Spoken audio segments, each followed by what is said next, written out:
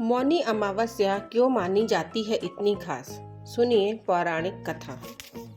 जय श्री कृष्णा। माघ मास की अमावस्या, जिसे मौनी अमावस्या कहते हैं, हिंदू धर्म में अमावस्या तिथि का खास महत्व है।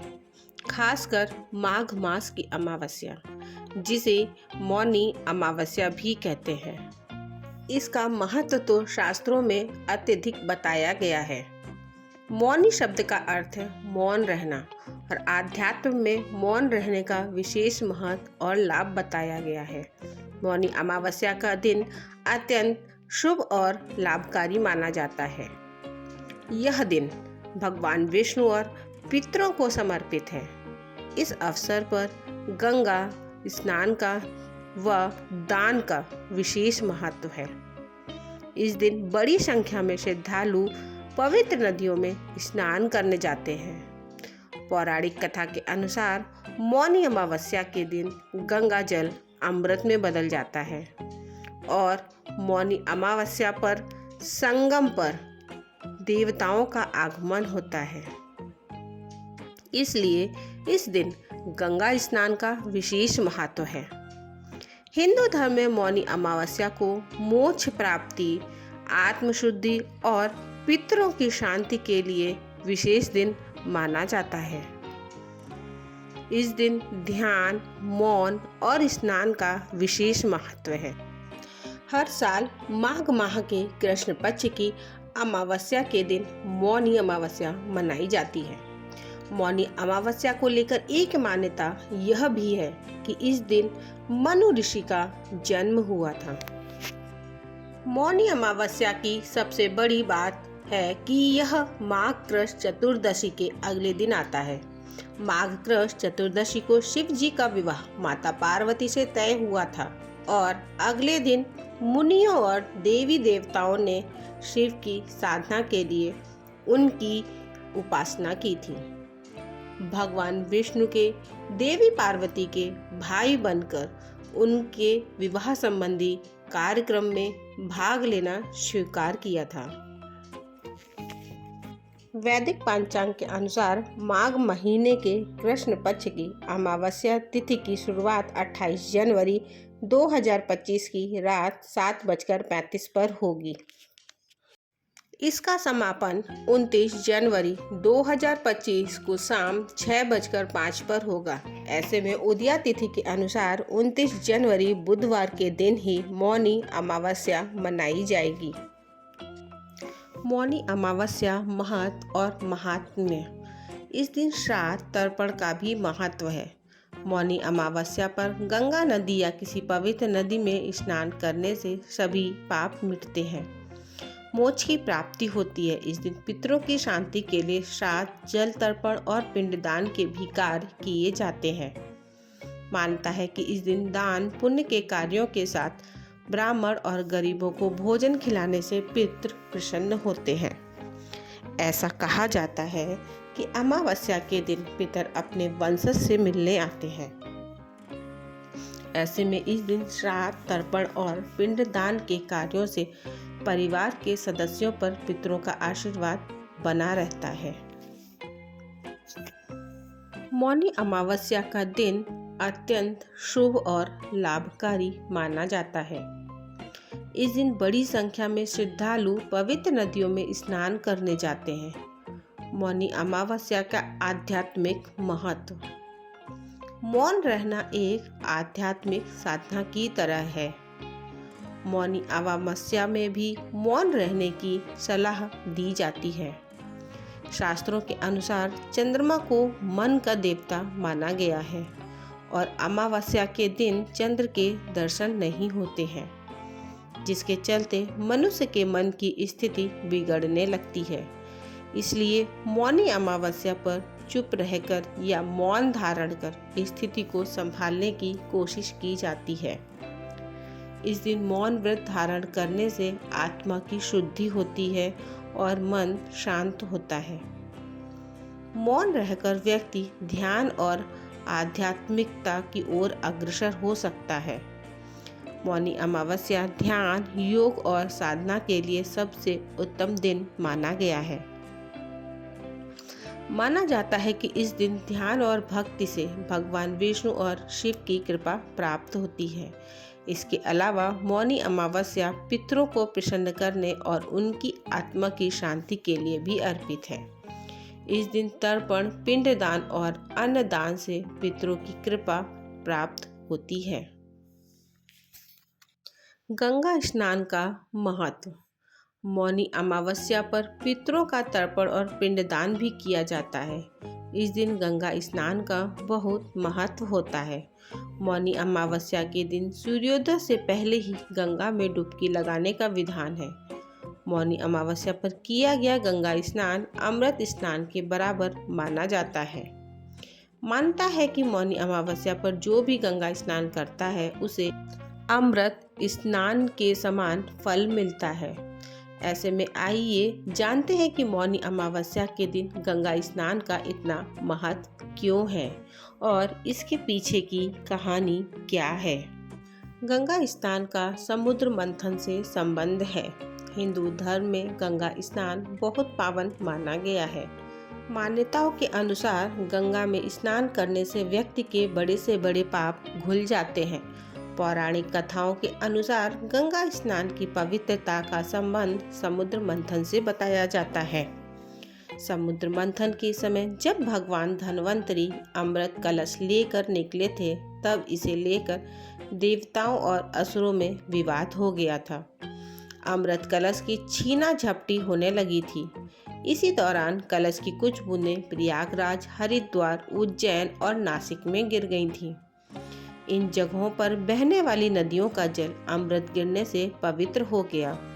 यही कारण है कि त्योहारों, पूर्णिमा और अमावस्या जैसी तिथियों पर गंगा स्नान किया जाता है। ऐसा विश्वास किया जाता है कि इन स्थानों की नदियों में स्नान करने पर अमृत स्नान का पुण्य प्राप्त होता है। आइए सुनते हैं मौनी अमावस्या की पौराणिक कथा। कांचीपुरी नामक नगर में देवस्वामी नामक एक ब्राह्मण रहता था। उसकी पत्नी का नाम धनवती और पुत्री का नाम गुणवती था। उसके 7 पुत्र थे। देवस्वामी ने 7 पुत्रों का विवाह करने के पश्चात अपनी पुत्री के विवाह के लिए योग्य वर की तलाश करने के लिए अपने बड़े लड़के को बाहर दूसरे देश भेजा था। इधर देवस्वामी ने अपनी पुत्री गुणवती की कुंडली एक ज्योतिषी को दिखाई। ज्योतिषी ने गुणवती की कुंडली देखकर कहा कि इसकी कुंडली में दोष है, जिसके कारण गुणवती का विवाह होते ही यह कन्या विधवा हो जाएगी। यह बात सुनकर देवस्वामी अत्यंत दुखी हो गई और ज्योतिषी से इस योग के निवारण का उपाय पूछने लगी। ज्योतिषी ने बोला, उपाय तो है लेकिन थोड़ा कठिन है।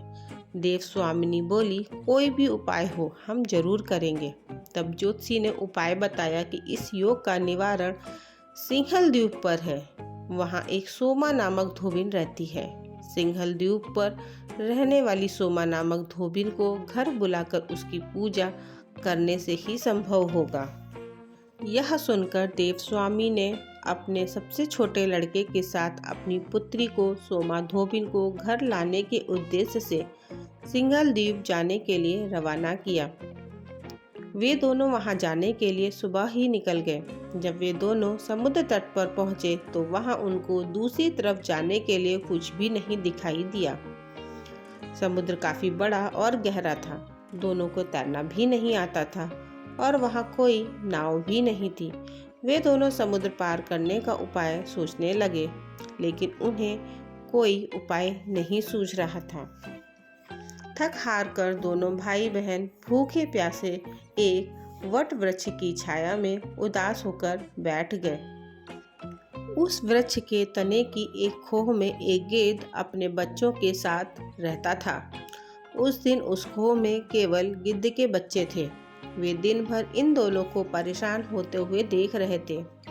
शाम को जब बच्चों की माँ उनके लिए कुछ आहार लेकर आई और उन्हें खिलाने लगी, लेकिन गिद्ध के बच्चों ने कुछ नहीं खाया और अपनी माँ से कहा, इस वृक्ष के नीचे आज सुबह से ही 2 भूखे प्यासे प्राणी बैठे हैं। जब तक वे नहीं खाएंगे हम लोग भी नहीं खाएंगे। बच्चों की बात सुनकर उनकी माँ गिद्धनी को दया आ गई। उसने दोनों प्राणियों को देखा और उनके पास जाकर कहा, आपकी इच्छा मैंने जान ली है, आप लोग भोजन करें। कल प्रातः मैं आप लोगों को समुद्र पार सोमा के घर पहुंचा दूंगी। गिद्धनी की बात सुनकर उन दोनों भाई बहन प्रसन्न हो गए। दोनों चिंता मुक्त हो गए थे। उन्होंने गिद्धनी को प्रणाम किया और भोजन ग्रहण किया। इसके बाद दोनों वहीं वृक्ष के नीचे सो गए। प्रातः होते ही गिद्धनी ने उन्हें सोमा के घर के पास पहुंचा दिया। वे दोनों पास के ही जंगल में झोपड़ी बनाकर रहने लगे। उन्होंने अपनी सेवा से सोमा को प्रसन्न करने का निश्चय किया। वे प्रतिदिन सुबह अंधेरे में उठकर सोमा का घर झाड़ू कर लीप पोत दिया करते थे। सोमा को हर रोज इतने ढंग से अपना घर लिपा पुता एवं साफ सुथरा देखकर आश्चर्य होता था, क्योंकि उससे पहले ऐसा कभी नहीं होता था। एक दिन उसने अपनी बहुओं से इस बारे में पूछा तो उसकी बहुओं ने बताया कि हम लोगों के अलावा और कौन यह काम करने हमारे घर में आएगा। परंतु सोमा को बहुओं की इस बात पर विश्वास नहीं हुआ और उसने एक दिन सारी रात जागकर घर की सफाई का सारा रहस्य जान लिया। यह जानकर उसे बड़ा दुख हुआ कि उसके घर की सफाई एक ब्राह्मण कन्या और उसका भाई करते हैं। उनसे इस तरह सेवा करने का कारण पूछने पर भाई ने सोमा को सारी बात बताई, जिसे जानकर सोमा ने कहा, आज से तुम लोग यह काम करना छोड़ दो। मैं तुम लोगों की साधना और सेवा से बहुत प्रसन्न हूँ। अब तुम्हारी सेवा किए बिना मुझे विश्राम नहीं मिल सकता।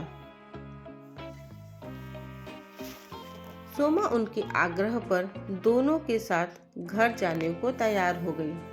प्रस्थान करते समय उसने अपनी बहुओं से कहा कि यदि मेरी अनुपस्थिति में किसी की मृत्यु हो जाए तो उसके शरीर को नष्ट ना करना। क्षण भर बाद दोनों अतिथियों के साथ वह कांचीपुर पहुंच गई। दूसरे दिन गुणवती का विवाह संपन्न हुआ और ज्योतिषाचार्य के बताए अनुसार विवाह होते ही गुणवती के पति की मृत्यु हो गई। तब सोमा ने पूजा पाठ किया और अपने पुण्य को गुणवती को दान कर दिया। इस उपाय से गुणवती का पति जीवित हो गया। सोमा ने अपने संचित पुण्य का फल गुणवती को दान कर उसके पति को जीवित कर दिया और उन्हें आशीर्वाद देकर एक सिंघलदेव के लिए रवाना हो गई। संचित पुण्य क्षीण होने से सोमा के पोत, दामाद और पति की घर में मृत्यु हो गई। यह जानकर नया पुण्य संचित करने के उद्देश्य से वह रास्ते में एक जगह रुकी।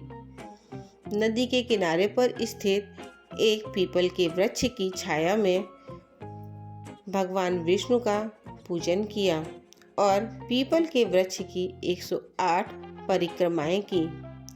इससे अर्जित पुण्य से सोमा के पुत्र, दामाद और पति पुनः जीवित हो गए और उसका घर धन धान्य से भर गया।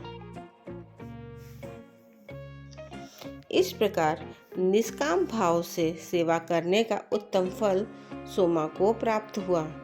अतः सभी को इस कथा से शिक्षा लेनी चाहिए और यही इस व्रत का लक्ष्य भी है। जो भी व्यक्ति विधि विधान से मौनी अमावस्या का व्रत करता है उसे भगवान विष्णु की कृपा प्राप्त होती है और उसके जीवन में सुख और समृद्धि आती है। मौनी अमावस्या के दिन क्या करें? मौनी अमावस्या के दिन पवित्र नदियों में स्नान जरूर करें। भगवान विष्णु, लक्ष्मी जी और माँ गंगा की पूजा करें। मौन व्रत या उपवास जरूर रखें। शाम में तुलसी के पास घी का दिया जलाएं। अन्न, धन, वस्त्र आदि का दान जरूर करें। सूर्य देव को जल अर्घ जरूर दें। ओम पितृ देवताय नमः मंत्र का 11 बार जाप करें। मौनी अमावस्या पर गंगा नदी या किसी पवित्र नदी में स्नान करने से सभी पाप मिटते हैं, मोक्ष की प्राप्ति होती है। मौनी अमावस्या पर भगवान विष्णु और शिव जी दोनों की पूजा का विधान है। इस दिन पीपल में अर्घ्य देकर परिक्रमा करें और दीप दान दें। इस दिन जिनके लिए व्रत करना संभव नहीं हो वह मीठा भोजन करें। शनि दोष से मुक्ति के लिए उपाय। जिन लोगों की कुंडली में शनि दोष होता है उन्हें मौनी अमावस्या पर काले तिल का दान अवश्य करना चाहिए। ऐसा करने से कुंडली में शनि के अशुभ प्रभाव कम हो जाते हैं और जीवन में सकारात्मकता आती है। शास्त्रों में कहा गया है, सतयुग में जो पुण्य तप से मिलता है, द्वापर में हरि भक्ति से, त्रेता में ज्ञान से, कलयुग में दान से और माघ मास में संगम स्नान हर युग में अनंत पुण्यदायी होता है। इस तिथि को स्नान के पश्चात अपने सामर्थ्य के अनुसार अन्न, वस्त्र, धन, गौ, भूमि तथा स्वर्ण जो भी आपकी इच्छा हो दान देना चाहिए। उसमें भी इस दिन तिल दान को ही सर्वोत्तम कहा गया है। घर के मुख्य द्वार पर जल में हल्दी मिलाकर छींटे लगाएं और साथ ही घर की चौखट की साफ सफाई करें। इस उपाय को करने से घर में सकारात्मक ऊर्जा में वृद्धि होती है। यह तमाम जानकारी जन रुचि को ध्यान में रखकर दी जा रही है। ज्योतिष और धर्म के उपाय और सलाहों को अपनी आस्था और विश्वास पर आजमाएं। वीडियो का उद्देश्य मात्र आपको बेहतर सलाह देना है। इस संदर्भ में हम किसी प्रकार का कोई दावा नहीं करते हैं। दोस्तों, वीडियो अच्छी लगी हो तो लाइक और सब्सक्राइब ज़रूर करें। धन्यवाद।